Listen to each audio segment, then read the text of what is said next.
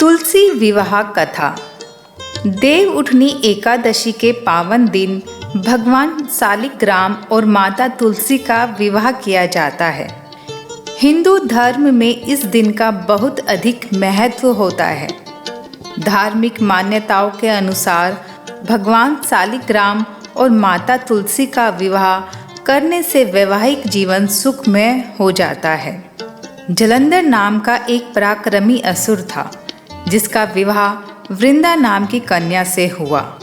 वृंदा भगवान विष्णु की परम भक्त थी और पतिव्रता थी। इसी कारण जलंधर अजय हो गया। अपने अजय होने पर जलंधर को अभिमान हो गया और वह स्वर्ग की कन्याओं को परेशान करने लगा।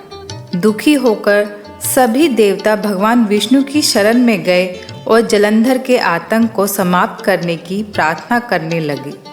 भगवान विष्णु ने अपनी माया से जलंधर का रूप धारण कर लिया और छल से वृंदा के पतिव्रत धर्म को नष्ट कर दिया। इससे जलंधर की शक्ति क्षीण हो गई और वह युद्ध में मारा गया। जब वृंदा को भगवान विष्णु के छल का पता चला तो उसने भगवान विष्णु को पत्थर का बन जाने का श्राप दे दिया। देवताओं की प्रार्थना पर वृंदा ने अपना श्राप वापस ले लिया, लेकिन भगवान विष्णु वृंदा के साथ हुए छल के कारण लज्जित थे। अतः वृंदा के श्राप को जीवित रखने के लिए उन्होंने अपना एक रूप पत्थर रूप में प्रकट किया, जो सालिग्राम कहलाया। भगवान विष्णु को दिया श्राप वापस लेने के बाद वृंदा जलंधर के साथ सती हो गई। भगवान विष्णु ने वृंदा से कहा कि तुम अगले जन्म में तुलसी के रूप में प्रकट होगी। तुम्हारा स्थान मेरे शीश पर होगा।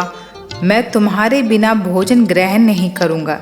यही कारण है कि भगवान विष्णु के प्रसाद में तुलसी अवश्य रखी जाती है। वृंदा के राग से तुलसी का पौधा निकला।